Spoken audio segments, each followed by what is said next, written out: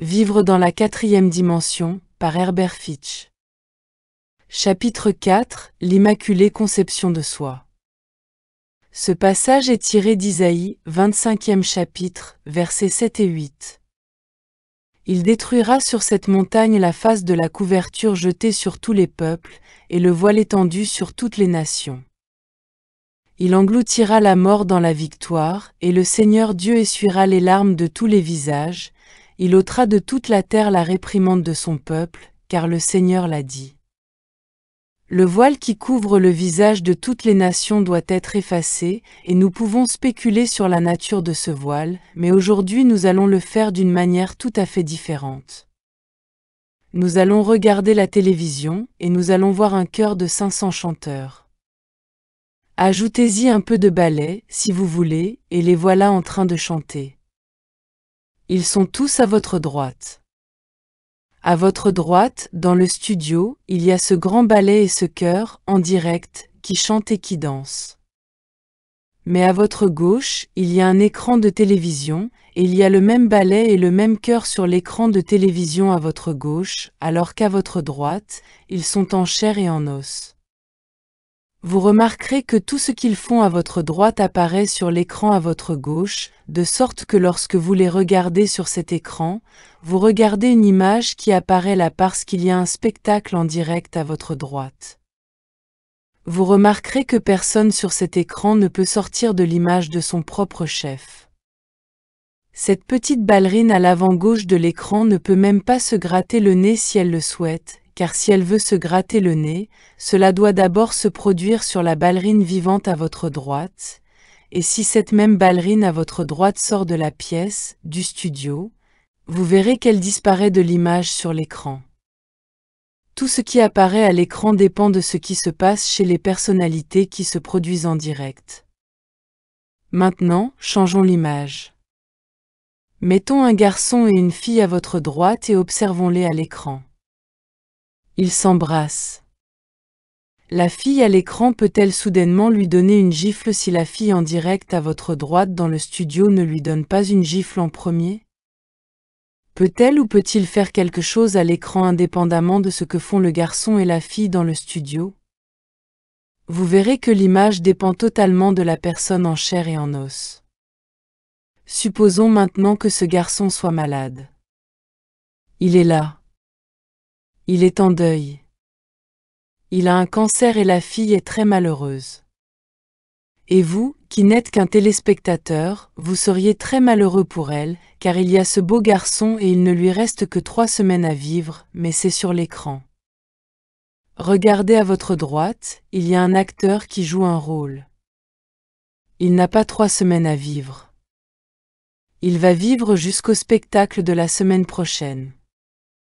Vous découvrez alors que l'acteur, le vrai acteur, n'a pas de cancer, mais seulement celui qui est à l'écran, et vous commencez à faire la différence entre la réalité et l'image. Maintenant, nous avons une scène indienne, et tous les chevaux sont tombés. Combien ont été tués? Est-ce qu'ils tuent les chevaux, ou est-ce qu'ils tombent simplement et semblent être? Tuent-ils tous les acteurs? Est-ce qu'ils tuent tous les Indiens? Ou est-ce que nous avons regardé des images et que nous nous sommes momentanément perdus dans ces images? Enfin, il est très clair pour nous que rien de ce qui apparaît à l'écran n'arrive sans être d'abord arrivé dans la vie, et que ce qui arrive dans la vie détermine ce qui apparaît à l'écran. Une fois que vous avez soigneusement séparé les deux, vous pouvez maintenant voir que la même chose se produit de l'esprit du monde à la personne, mais lorsque la personne lève la main, elle ne lève pas la main, mais quelque chose se passe dans l'esprit du monde qui apparaît comme la personne qui lève la main. Lorsque la personne meurt, elle n'est pas en train de mourir. C'est plutôt quelque chose qui se passe dans l'esprit du monde qui apparaît comme la personne en train de mourir. Vous commencez à avoir l'idée que ce monde est un écran de télévision et que tout ce qui s'y passe doit d'abord se passer ailleurs, tout comme le garçon qui avait un cancer à l'écran devait d'abord agir pour que le cancer disparaisse de l'écran, tout comme la fille qui voulait quitter la salle de télévision l'a quittée. Puis son image a disparu de l'écran. Tout ce qui se passe sur cette terre se produit d'abord de manière invisible dans l'esprit du monde. C'est dans cet esprit que se déroule l'activité, et l'écran de matière où apparaissent les images appelées formes, personnes, animaux, nature, est le reflet sur l'écran de ce qui se passe dans l'esprit invisible du monde. Cela peut vous sembler un peu tiré par les cheveux, mais je l'entends littéralement, et non comme une symbologie. C'est ce qui se passe, et si vous observez un instant l'esprit du monde, vous verrez qu'il vise directement la véritable image divine, l'image divine mentionnée dans la Bible comme étant la création, l'image divine mentionnée dans la Bible comme étant l'homme, la réalité, ce qui est, et en visant cette réalité. Cette véritable création, l'esprit du monde fait sa photographie continue. Et lorsqu'il prend la photo de l'esprit, cet esprit, qui est invisible pour nous, photographié par l'esprit du monde, est maintenant focalisé dans l'autre sens et devient l'image. L'esprit, par l'intermédiaire de l'esprit du monde focalisé dans la visibilité, devient l'image physique, visible, tangible, qui est l'impression de réalité de l'esprit du monde, et maintenant vous regardez les images et vous les appelez mère, frère, sœur, père, fils, et mon propre moi, chien, chat, antilope, girafe. Ce sont les images sur l'écran projetées par l'esprit du monde, et tout ce qui se passe dans l'esprit du monde apparaît sur l'écran comme l'activité du monde. C'est là que vous allez voir tout le bien et le mal, qui ont été réels pour nous, mais qui n'existent que dans l'esprit du monde. Lorsque vous êtes en mesure de ressentir la nature de l'image du monde que nous voyons, vous constatez que vous avez la capacité de prendre du recul par rapport aux images, aux apparences, et de les regarder sans les accepter, en les acceptant à leur valeur nominale. Vous pouvez voir que les images sont composées de ces choses qui sont normalement vos impressions sensorielles, que les images ne sont pas seulement formelles mais aussi gustatives, olfactives et tactiles.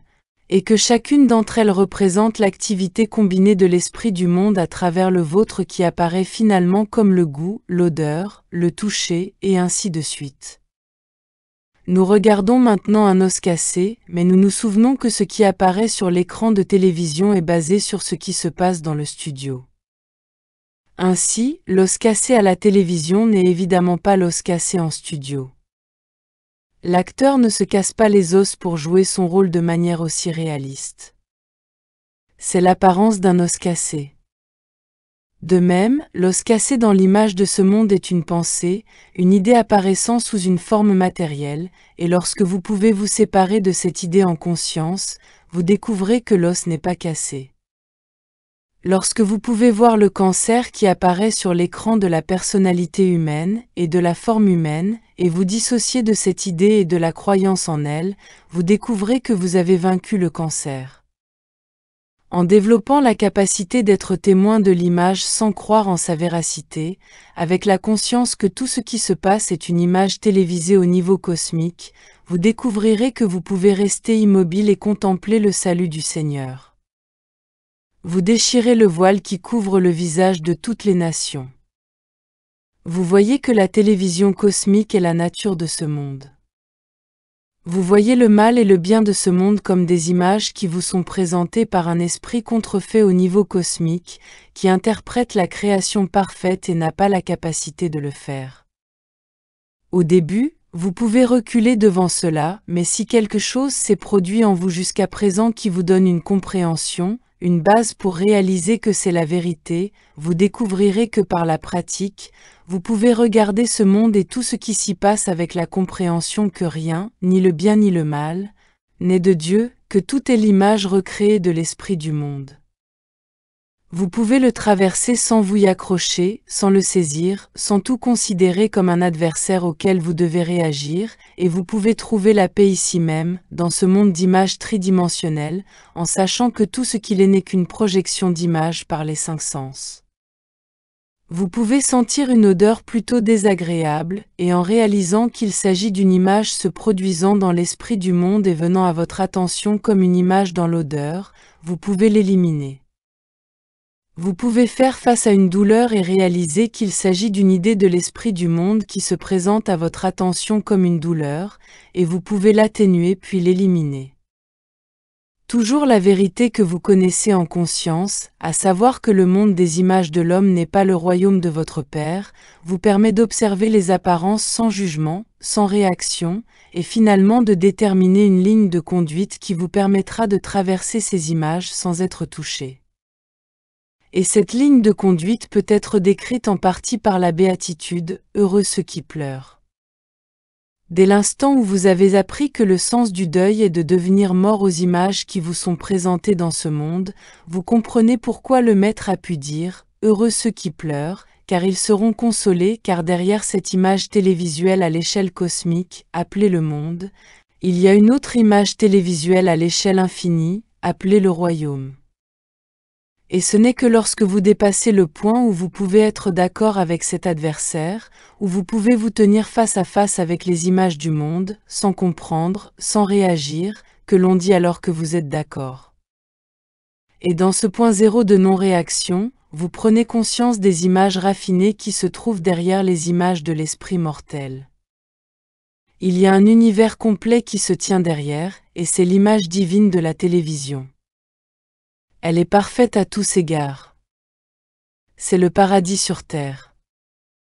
Il est habitable par celui qui reste immobile face à ce qui n'est pas, qui reconnaît la non-validité des images présentées par les sens, qui n'y réagit pas, mais qui, par la vérité, reconnaît que Dieu est le tout, et donc, Dieu étant esprit derrière les apparences matérielles appelées images dans cette œuvre. Il y a l'univers spirituel qui vous présente une image d'un tout autre genre, une image qui n'est pas mesurée par les sens ni discernée par eux, une image divine, une image dans laquelle il n'y a que l'harmonie, que la paix, que la vérité, que la vie sans la mort. Or, la naissance de l'enfant est adorée chaque année depuis que Noël est devenu un événement international, et chaque année l'homme revient pour adorer un tout petit enfant. Nous l'avons fait l'année dernière. Nous le ferons encore l'année prochaine. Nous le faisons depuis des siècles. C'est comme si l'homme était bloqué à un certain point et qu'il ne pouvait pas grandir, et donc l'enfant de cette année a le même âge que celui de l'année dernière. L'enfant reste toujours un enfant, comme si, dans notre incapacité à grandir, nous refusions de laisser grandir le Christ enfant. Mais le Christ enfant n'est plus un enfant. Il a toujours été prêt à faire les affaires de son Père sur cette terre. Et comme nous ne parvenons pas à sortir de l'ornière qui consiste à vénérer chaque année un enfant en bas âge et que nous ne parvenons pas à comprendre la signification de l'Immaculée Conception, nous continuons à vivre dans les images de l'esprit de contrefaçon du monde, et nous répétons ces images dans notre vie quotidienne. Mais voici qu'arrive cet enfant, un enfant très différent, si différent qu'il a fallu inventer de nombreuses histoires étranges, de nombreux mythes à son sujet afin d'établir qu'il était différent. L'honnêteté des hommes qui ont écrit la Bible ne fait aucun doute. Chacun d'entre eux avait une belle histoire à raconter. Ce qui est discutable, c'est de savoir dans quelle mesure ils étaient au courant de la véritable histoire. Je ne sais pas si quelqu'un a plus de respect pour la Bible que moi, et pourtant, je regarde la Bible en étant pleinement conscient qu'il s'agit d'une image fragmentaire de la vérité, qu'elle est passée par de nombreuses mains, qu'elle a été modifiée pour répondre aux caprices de la politique, de la religion, des traducteurs et des hommes qui étaient de bonne foi, mais qui étaient motivés par ce qu'ils pensaient être un bon objectif. C'est ainsi qu'en regardant la Bible aujourd'hui, il devient nécessaire de séparer le bon grain de l'ivraie, la symbolique des faits, et de découvrir que la vérité sous-jacente de la Bible n'a jamais été changée, mais seulement les franges, l'emballage, les rubans. Les faits sont là parce que la vérité se maintient, et peu importe le nombre de traductions erronées, peu importe le nombre de mots changés pour s'adapter à une situation locale, peu importe le nombre de pages de l'original perdues et réécrites par des amis intéressés, le noyau de la vérité demeure, et ce noyau se trouve dans la conception immaculée d'un enfant. Qu'y a-t-il de différent dans notre compréhension de cet enfant aujourd'hui par rapport à notre compréhension d'il y a 10 ans, ou 5 ans, ou 2 ans ou 1 an? Pourrons-nous jamais dire que nous comprenons pleinement ce qui se cache derrière l'enregistrement de la naissance d'un enfant d'une vierge? C'est la question que je me suis posée en préparant ce cours, et elle a reçu une réponse qui est aujourd'hui la vérité. Demain, une nouvelle vérité apparaîtra. La vérité n'est jamais finie au point que nous puissions dire qu'elle est là, que le chapitre est clos. Mais nous constatons toujours que la conscience d'aujourd'hui est le moment de vérité pour nous, et que la conscience de demain sera un moment de vérité plus élevé. Personne n'est donc empêché, jamais, d'aller au-delà de ce moment. Individuellement ou collectivement, nous nous élèverons tous au-delà d'aujourd'hui, c'est certain. Lorsque nous regardons cet enfant maintenant, et nous regardons vraiment un aperçu de nous-mêmes, car ce n'est pas un enfant. Il s'agit d'une naissance différente de toutes celles qui ont été enregistrées dans l'histoire jusqu'à ce moment-là, non pas parce que Joseph et Marie n'étaient pas un homme et une femme comme les autres hommes et femmes, car ils l'étaient, mais il s'agit d'un enfant différent en raison de ses propres vies antérieures, d'un enfant qui a vécu et qui a atteint un niveau de conscience très élevé et qui, de ce fait, a pu attirer à lui la conscience maternelle dont il avait besoin pour sa prochaine expérience, la conscience maternelle dont il avait besoin pour donner naissance à une image divine au lieu de l'image que nous voyons tous à la télévision lorsqu'un enfant naît dans ce monde. C'était une naissance qui établissait la nature de l'être. C'était une naissance qui avait accompli tout ce que vous et moi essayons d'accomplir. C'était l'esprit qui renaissait. Il n'y avait pas de mère. Il n'y avait pas de père. La différence est qu'il a été réalisé et qu'il est apparu ce que le sens humain appelle un bébé. Mais il n'y avait là qu'une idée divine, un soi parfait, l'infini individualisé dans une conscience pure prête à mettre en œuvre sur terre la volonté totale de Dieu. C'était la conscience indivise qui apparaissait, et si vous voulez, c'était Dieu qui apparaissait en tant que. Cela s'est produit sur terre des millions de fois, mais toujours obscurci par la conscience des parents et du monde. La particularité de cette naissance réside dans le fait que les parents avaient été formés. Ils avaient été formés à anticiper la conscience divine qui s'exprimait à travers eux. Ils s'étaient purifiés, ils avaient abandonné leurs concepts humains. On dit même que Marie, elle-même, avait été conçue de cette manière, et grâce à leur dévouement au soi unique, à l'être unique, à la vie unique, à l'esprit unique et infini, ils ont pu, en collaboration avec la conscience de l'enfant à naître, devenir des canaux pour l'apparition d'un autre type de forme, une forme qui n'était pas soumise à la loi de la matière. Mais ils n'ont pas commis l'erreur de séparer la forme de la vie. Ils n'ont pas commis l'erreur de considérer cela comme une forme physique. Ils ont reconnu qu'il s'agissait de la vie vue à travers les yeux des hommes. Alors que nous sommes venus au monde en tant que forme, cet enfant est venu au monde en tant que vie vivante.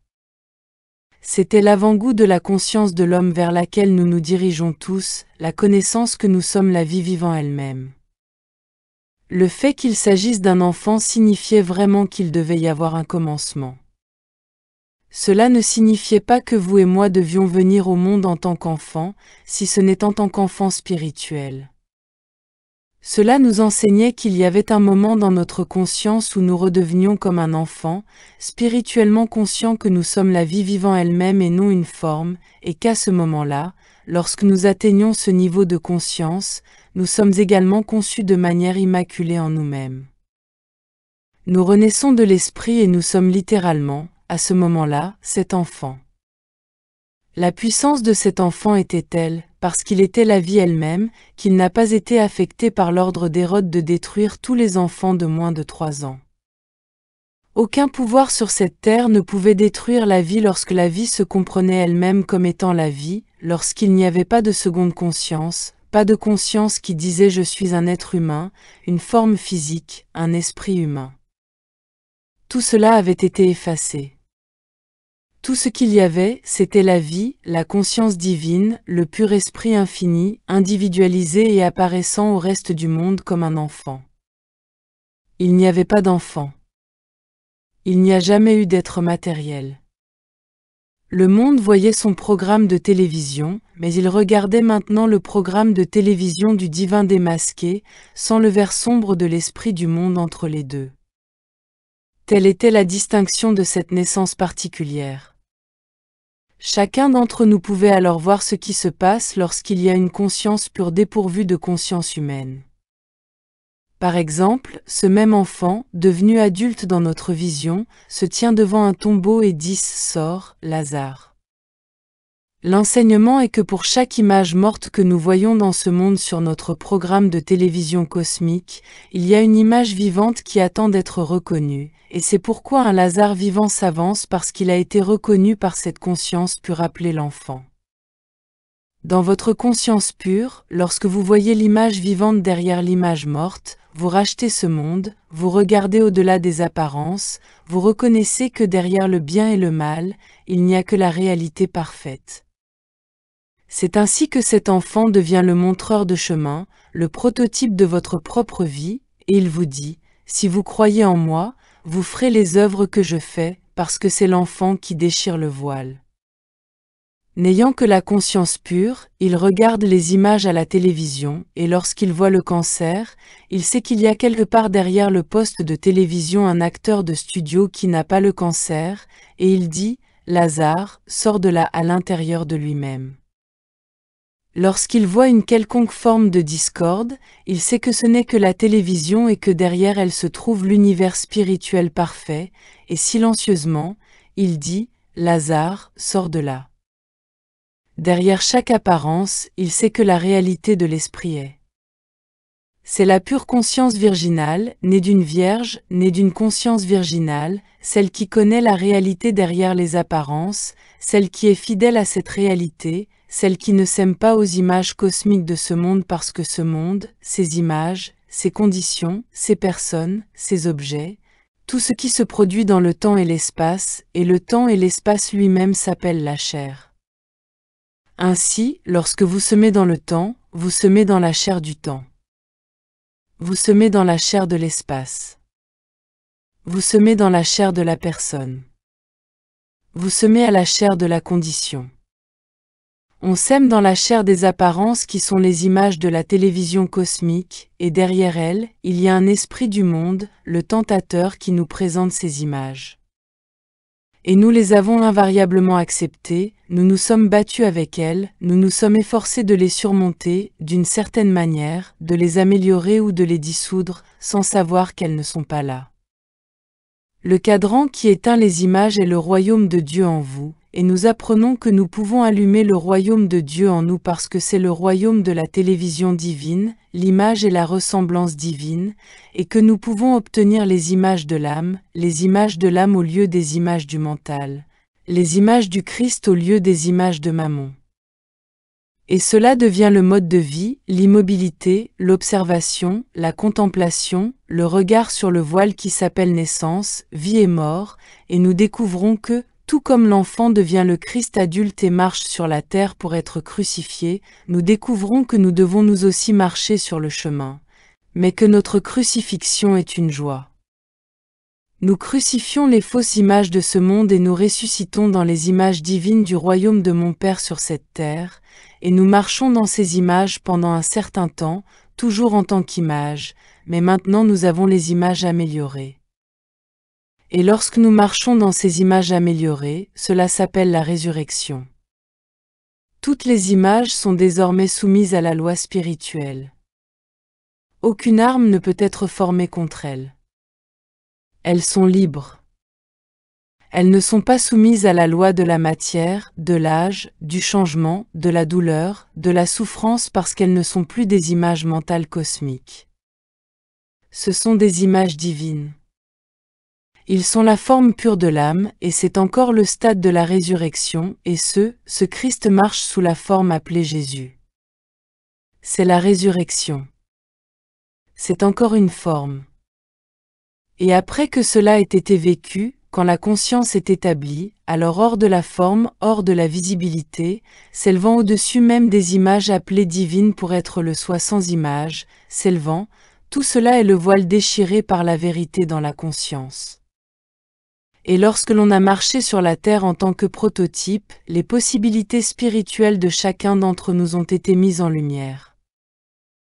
Maintenant, certains d'entre nous ont développé une capacité à regarder les images de manière relativement indifférente, et vous constaterez qu'il y a une grande libération en vous lorsque vous apprenez à regarder les formes de ce monde comme des images télévisées. Vous verrez que le poids de ces images, leur validité, leur puissance, leur colère, leur haine, leur densité, tout cela semble quitter votre esprit. Le poids des murs d'une pièce, du sol et du plafond commence à diminuer, et vous réalisez qu'il s'agit vraiment d'images télévisées à une échelle plus grande que celle d'un petit téléviseur. En fait, c'est pour cela que la télévision a été inventée. C'était une copie de la véritable télévision de l'univers de l'homme dans laquelle des images marchaient sur la terre avec des noms, et dans votre conscience du Christ, vous pouvez contempler ces images, vous pouvez réaliser que vous aussi, vous êtes un, que toutes les images sont dans une image cosmique, et l'esprit se tortillera.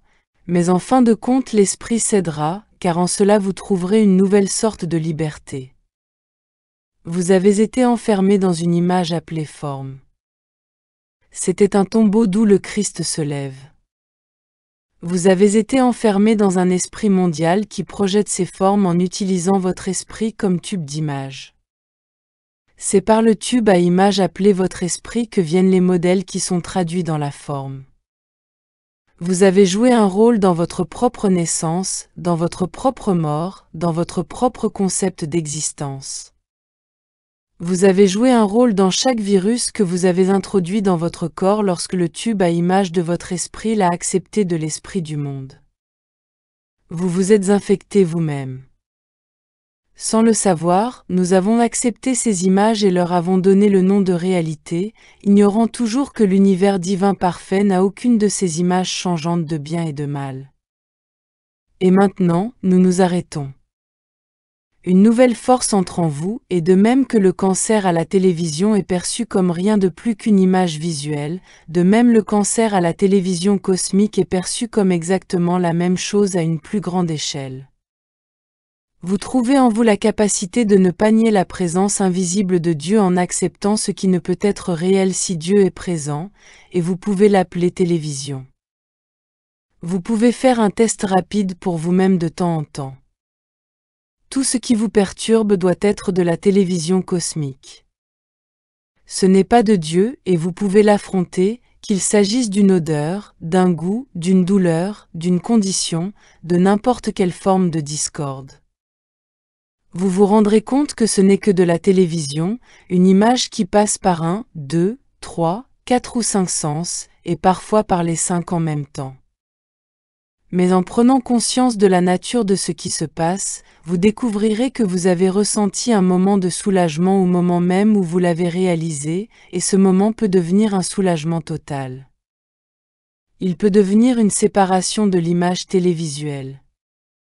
Et c'est pourquoi on nous a appris à sortir et à être séparés de ces images qui ont été placées devant nous par un tempérament invisible.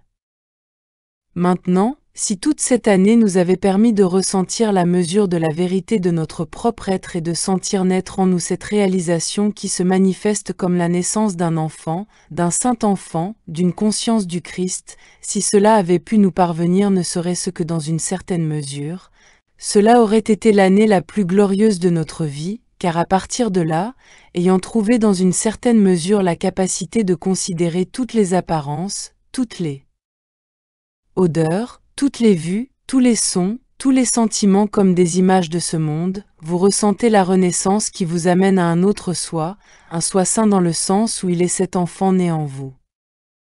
Et c'est la ville sainte, ce lieu en vous où naît le début d'une nouvelle façon de vivre, une nouvelle façon de voir, une nouvelle façon d'entendre, une nouvelle façon de connaître, une nouvelle façon d'être, une façon qui est trop pure pour contempler les iniquités de ce monde et les accepter, une façon qui est fidèle à la lumière et non aux ombres. Cette renaissance ne s'arrête pas là. Cet enfant est capable de dire à la tempête, « Sois tranquille » et la tempête se calme. Cet enfant est capable de dire à la montagne, « Dissous-toi » et elle se dissout. Cet enfant peut monter sur le bateau et il est sur le rivage. Toutes les lois connues de la matière sont complètement ignorées. Cet enfant est-il maintenant une personne ou quelque chose de plus? Son influence s'étend aux océans, aux montagnes, au ciel. Son influence s'étend à tout l'univers. S'agit-il d'un enfant ou d'un univers? La signification de la deuxième naissance, la naissance de l'enfant, la renaissance de l'homme à l'esprit devient maintenant très claire. Votre première naissance a été celle d'une personne. Votre deuxième naissance est celle d'un univers. Vous naissez en tant qu'enfant, un enfant infini, et c'est le début de la compréhension du fait que vous n'avez jamais été une personne, et l'enfant doit grandir dans la réalisation que je suis un univers. Tout ce qui est, je le suis, et le royaume invisible de Dieu, derrière les images fugaces de l'esprit, devient votre réalité. Vous devez faire l'expérience de tout ce qui existe derrière les images changeantes de la télévision. Le pouvoir unique, l'esprit unique, la vie unique, l'être unique, la loi unique, l'activité infinie unique n'est pas l'œuvre d'un enfant. C'est l'œuvre du soi infini que je suis, et la renaissance est la naissance à la réalisation que vous ne pourrez jamais être une personne.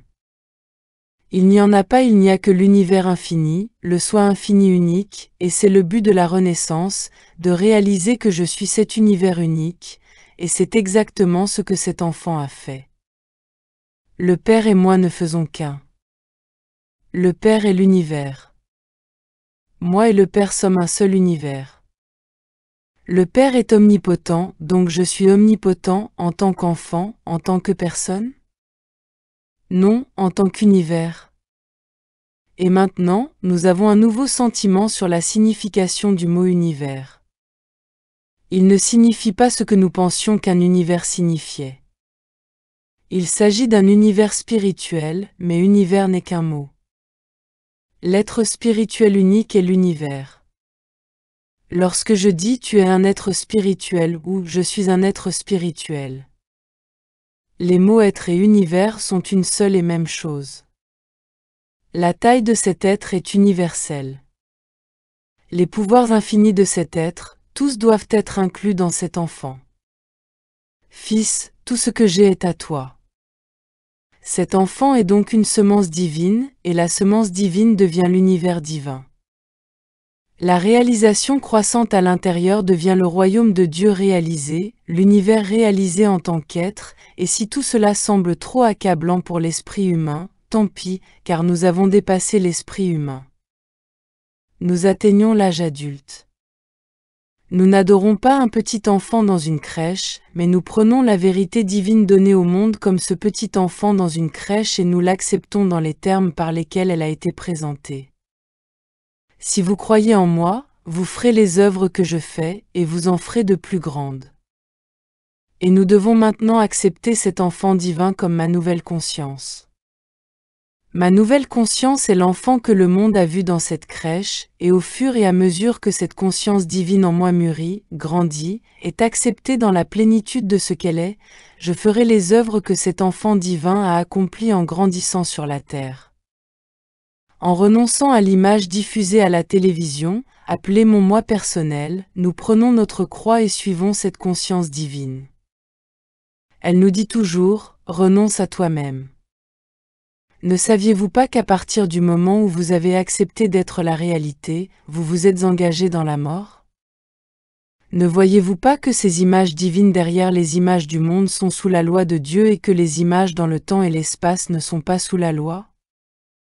Ne voyez-vous pas que la nouvelle dispensation a pour but de vous révéler la nature intemporelle de votre être, alors que vous percez le cocon de l'humanité, que vous déposez le sens personnel du moi, que vous réalisez que chaque os de votre corps, le sang qui coule dans ses os, votre vision, votre oui, tout cela n'est que l'image temporaire de la télévision?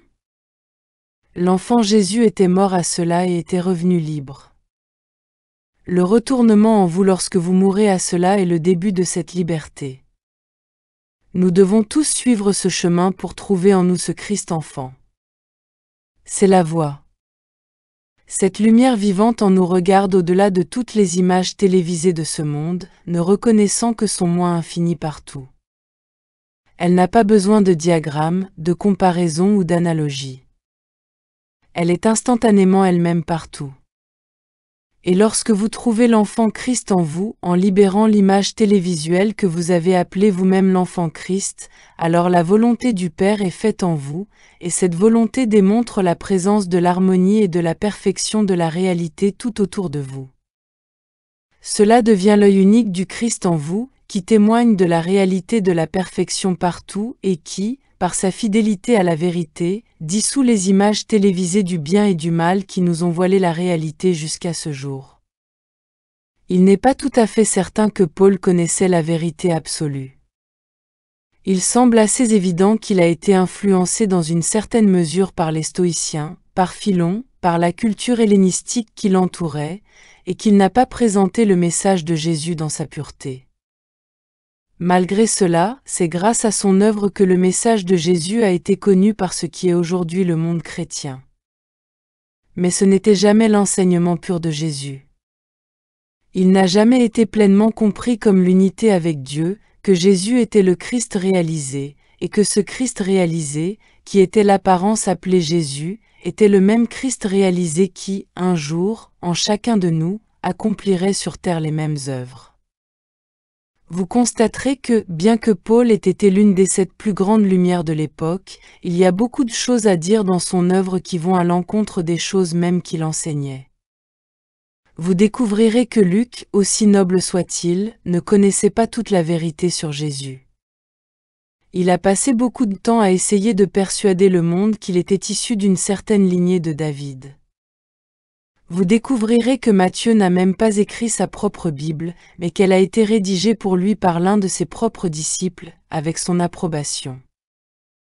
Vous constaterez que Marc a été le premier à écrire la Bible, alors qu'il n'était qu'un jeune homme. La Bible a été approuvée par Pierre, sous la supervision de Pierre, et elle a été écrite après la mort de Pierre. Vous constaterez que Jean n'a pas écrit la Bible de Jean. Elle a été écrite par son élève Nathan avec sa permission, mais en l'an 110. Vous constaterez que la première Bible, le premier évangile écrit par Marc, date de l'an 67 environ, et que vous et moi pourrions tout aussi bien, dans 60 ans, essayer d'enregistrer ce qui s'est passé dans notre vie aujourd'hui même. Comment peut-il dire cela? Il sait que la mort n'existe que dans l'image télévisée de l'esprit cosmique. Il n'y a pas d'autre mort.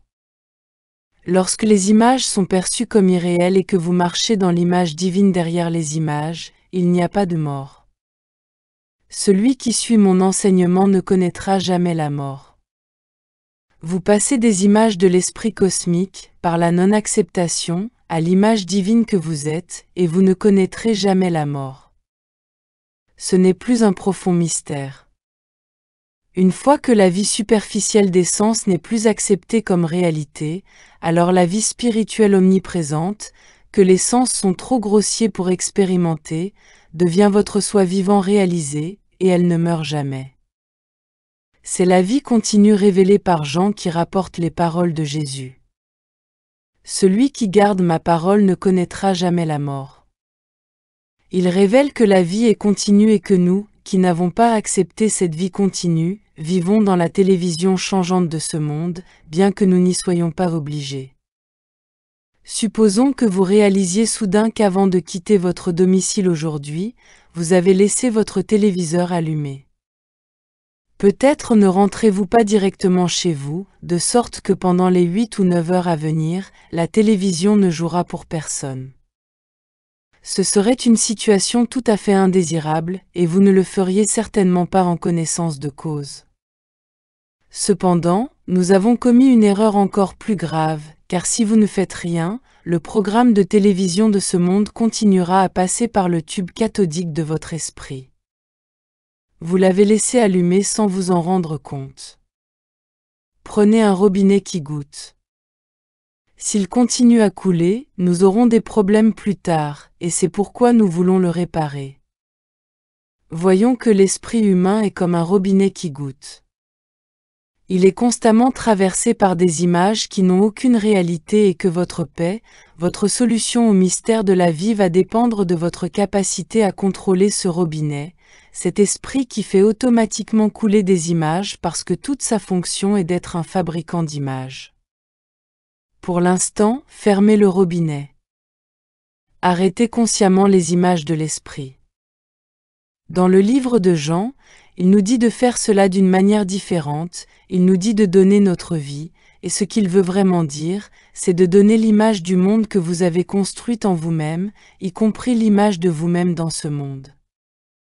Il nous dit d'éteindre les images du monde, puis il ajoute, si tu déposes ta vie, tu la reprendras. Il nous dit donc que derrière ces images que nous éteignons, il y a une autre série d'images qui s'allument, et c'est la vraie vie. Sa phraséologie est la suivante. Je vous dis que si quelqu'un garde ma parole, il ne verra jamais la mort. Gardez ma parole. On pourrait très bien traduire cela par « Si un homme est fidèle à ma parole, il ne verra jamais la mort. Si un homme est fidèle à mon enseignement, il ne verra jamais la mort. » Comment peut-il dire cela? Il sait que la mort n'existe que dans l'image télévisée de l'esprit cosmique. Il n'y a pas d'autre mort. Lorsque les images sont perçues comme irréelles et que vous marchez dans l'image divine derrière les images, il n'y a pas de mort. Celui qui suit mon enseignement ne connaîtra jamais la mort. Vous passez des images de l'esprit cosmique, par la non-acceptation, à l'image divine que vous êtes, et vous ne connaîtrez jamais la mort. Ce n'est plus un profond mystère. Une fois que la vie superficielle des sens n'est plus acceptée comme réalité, alors la vie spirituelle omniprésente, que les sens sont trop grossiers pour expérimenter, devient votre soi vivant réalisé, et elle ne meurt jamais. C'est la vie continue révélée par Jean qui rapporte les paroles de Jésus. Celui qui garde ma parole ne connaîtra jamais la mort. Il révèle que la vie est continue et que nous, qui n'avons pas accepté cette vie continue, vivons dans la télévision changeante de ce monde, bien que nous n'y soyons pas obligés. Il y a deux autres passages de Jean qui vont dans le même sens, et celui-ci est chapitre 7 verset 28. L'autre est chapitre 8 verset 51. Voici chapitre 7 verset 28, vous ne savez pas d'où je suis, et je ne suis pas venu de moi-même, mais celui qui m'a envoyé est vrai, d'où vous ne savez pas. Il révèle maintenant que cet enfant, qui a grandi sous la forme de Jésus, est la première apparition sur terre de l'image divine envoyée par le Père. Cela signifie que l'esprit du monde a été vaincu et que l'image qui apparaît n'est pas celle de l'esprit du monde, mais celle du Père. C'est l'image divine de la Genèse rendue visible. En d'autres termes, il y a maintenant une connaissance directe de la réalité qui se manifeste sous la forme. La forme ne passe pas par le processus d'interprétation par l'esprit du monde, puis par la forme matérielle.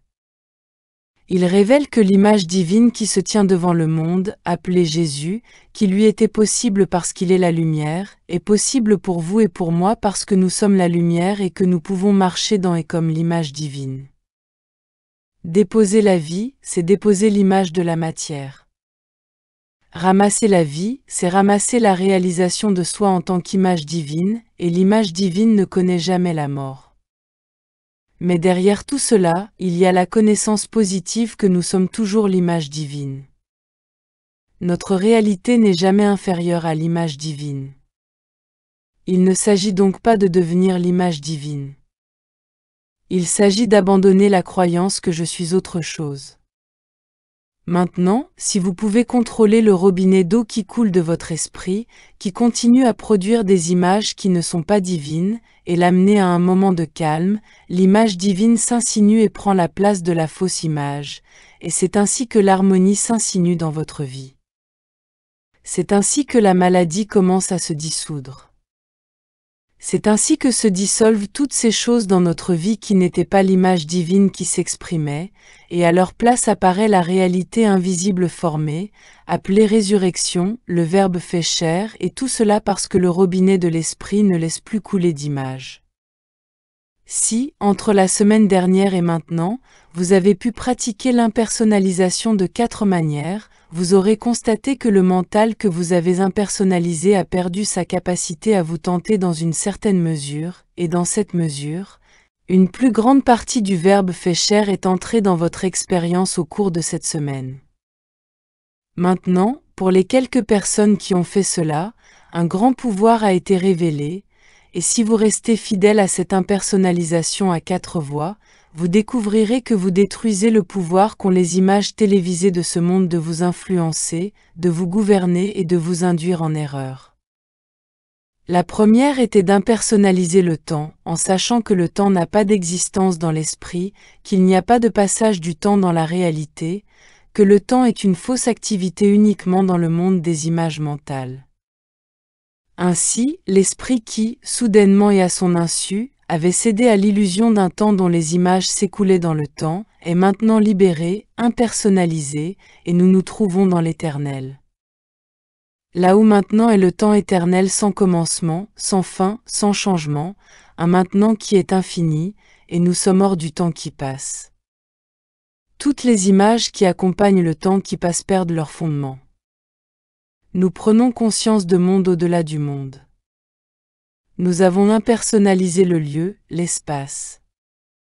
Nous impersonnalisons ce qui est fini, un lieu qui commence ici et se termine là, un lieu qui est formé, un lieu qui a des frontières.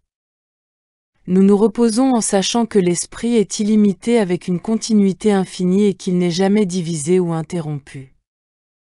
Et nous sentons que quelque chose dans l'esprit s'en va parce que l'esprit ne peut pas s'accrocher à ce qui est intemporel, illimité, éternel et infini, et par cette méthode, nous nous soulageons des fausses images de l'esprit. Nous passons ensuite à la personne, à la matière, à la chose, à l'objet, à la structure. Cela aussi est fini, et nous impersonnalisons la personne. Nous impersonnalisons la personne parce que seul l'esprit est là. Seule la lumière est là. Et maintenant, nous n'avons plus de temps, d'espace, de personne. Nous n'avons pas d'endroit où nous pouvons poser une condition. Vous ne pouvez pas accrocher une condition à la matière qui n'existe pas, au temps et à l'espace qui n'existent pas, et donc nous impersonnalisons chaque condition humaine. Et nous arrivons à ce point zéro où nous avons impersonnalisé le monde, et nous avons inclus ce moi physique dans le temps et l'espace, dans la forme et ses conditions. Cela aussi, nous l'impersonnalisons. Maintenant, nous sommes dans le tout de l'esprit, où Dieu est tout, et nous ne nions pas ce tout en y intercalant un autre moi, un autre être, une autre chose, une autre substance. Il n'y a qu'une seule vie ici, l'esprit, Dieu partout. Et maintenant, je suis dans l'état de témoin fidèle. Mais je suis cette vie. Moi aussi, je suis impersonnalisé. Je suis cette vie que l'on appelle Dieu, car il n'y en a qu'un. C'est ainsi que l'on sort de la télévision cosmique. Chaque image qui se présente est un déni de la totalité de Dieu, chaque revendication, chaque manque, chaque limitation dit, l'esprit n'est pas tout, Dieu n'est pas tout. Chaque revendication devient le tentateur qui dit au Christ, transforme les pierres en pain. Prouve-le. Mais vous avez appris le secret des méthodes utilisées par le tentateur pour trouver vos vulnérabilités et vous faire croire que vous prouvez l'esprit en prouvant quelque chose à rien. Finalement, il n'y a rien dans ce monde qui puisse vous tenter de nier que seul l'esprit est. Tu es presque prêt à devenir ce petit enfant du Christ. Et maintenant, parce que seul l'esprit est, je ne peux rien faire de moi-même, je n'ai absolument aucun pouvoir, pas même celui de voir ou d'entendre, pas même celui de traverser une pièce. Oh oui, il n'y a pas de moi ici. Je suis impersonnalisé. Tout ce qu'il y a ici, c'est l'esprit, et c'est pourquoi l'enfant Jésus était si unique. Tout cela avait été fait pour que le Christ apparaisse en tant qu'enfant. Il s'agissait d'un renoncement total à tout ce qui était matériel, accompli, prouvé, démontré, et maintenant, seul l'esprit lui-même existait dans la conscience de cet enfant. C'était une conscience spirituelle vivante. Nous avons peur d'être à nouveau un enfant, mais cet enfant est plus grand que tout être matériel sur cette terre, car cet enfant est omnipotent, omniprésent et omniscient. Cet enfant est l'infini qui s'exprime. Dans notre impersonnalisation totale du moi, nous devenons l'expression de l'infini. Lorsque vous n'êtes rien, vous êtes tout. Nous découvrons maintenant une puissance supérieure qui nous traverse. Ce n'est pas le pouvoir d'un esprit humain. C'est un pouvoir libéré parce que le robinet de l'esprit a été fermé. La puissance supérieure est la grâce. C'est la parole invisible activée, libérée par l'absence de l'esprit créateur d'images, et c'est l'harmonie qui se forme maintenant comme un autre type d'image dans votre vie. La santé est là. Le confort et la sécurité apparaissent. Le Père qui voit en secret la réalité divine invisible, qui ne partage plus le trône de votre conscience avec une croyance humaine, est maintenant la seule loi, le seul facteur gouvernant de votre être, et il connaît vos besoins. Elle est partout. Il gouverne votre être infini à tout moment. Il regarde à travers vos yeux les images de ce monde sans broncher. Il n'a pas peur. Il n'est pas incertain. Il ne voit rien d'autre que lui-même. C'est le nouveau vous qui fonctionne en tant que lui-même là où vous vous trouvez, parce que le vieil adulte est mort face au nouvel enfant. Nous mourons à la télévision cosmique d'un moi, d'un lui, d'une elle, et nous naissons avec une nouvelle vision, une nouvelle compréhension. Nous marchons littéralement dans un nouvel esprit, et maintenant la vie ne dépend plus de la forme. Nous atteignons le point où la vie ne dépend pas des organes du corps parce que vous n'avez jamais vraiment dépendu des organes du corps, sauf dans le faux sens du soi. Ce nouvel enfant Jésus est immunisé contre les crises cardiaques, les tumeurs cérébrales, contre toute forme de pouvoir humain, et on nous annonce la magnifique nouvelle qu'il s'agit là de la vérité de notre véritable être. Aucune arme formée contre toi ne peut prospérer. Mais où est votre conscience ? Votre conscience est-elle un enfant du Christ ou un adulte en chair et en os? Se mailles-tu à l'adulte ou à l'enfant Jésus? S'aimez-vous en fonction du temps, du lieu, de la personne, de la condition, ou s'aimez-vous en fonction de la totalité de l'esprit? L'enfant Jésus était autrefois sur cette terre en tant que fils de la matière, mais il a dépassé cette croyance et est devenu le Fils de Dieu réalisé. Tout ce que vous avez vu dans la vie de Jésus est ce qui, avec le temps, devient votre vie. Il n'y a pas une seule particule qui ne soit pas incluse dans votre vie. C'est le vrai soi et sa puissance rendue visible. Vous savez peut-être maintenant que la crucifixion de votre faux moi a commencé il y a déjà un certain temps. La résurrection est en cours. Le moi personnel est en train d'être submergé. La télévision cosmique est en train d'être vaincue. La vraie vie s'avance. L'image et la ressemblance divine du Père se manifestent là où vous vous trouvez. Tel devrait être le message de Noël, que chacun est le Christ en devenir et que le Christ sur terre est la seule vie, la seule présence, la seule puissance. L'unique réalité était le symbole de cet enfant. Il révélait qu'à côté de moi, il n'y en a pas d'autre et que ce petit enfant est destiné à être la vie de chaque individu sur terre, réalisée. Ce sera l'ère de la conscience du Christ. Les images qui nous entourent sont projetées dans la visibilité d'une manière qu'aucun scientifique n'a encore définie, et même d'une manière qu'aucun scientifique n'a encore découverte, et pourtant ce processus se déroule sous notre nez depuis le début du monde. Lorsque quelqu'un a pu regarder au-delà des images, il s'est avéré que les images n'avaient aucun pouvoir et qu'elles étaient dissoutes. Celui qui a regardé au-delà des images qui ont été dissoutes pour révéler la perfection actuelle, celui-là a été nommé le royaume de Dieu en vous.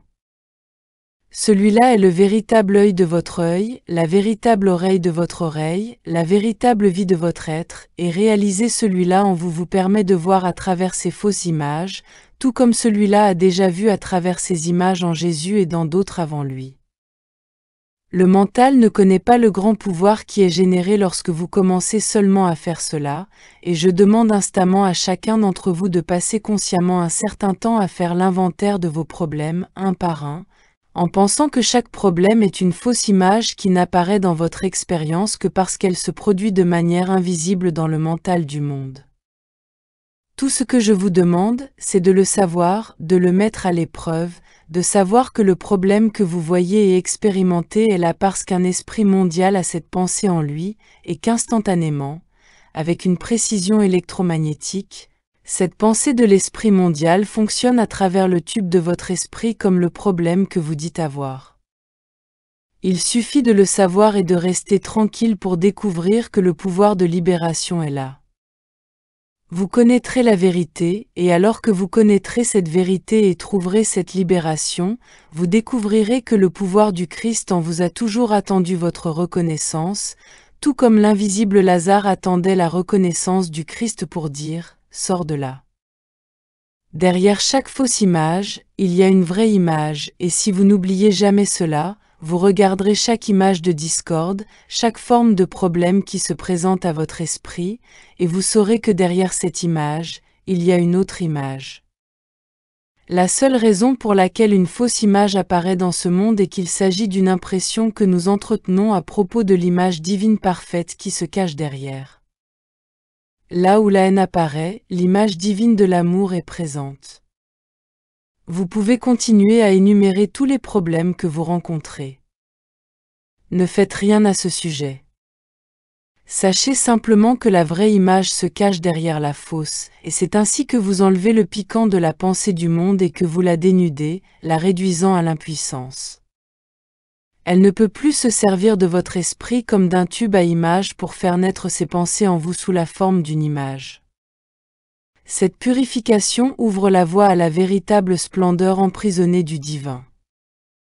Je sais que cela fonctionne, et je sais que cela fonctionne chez n'importe qui.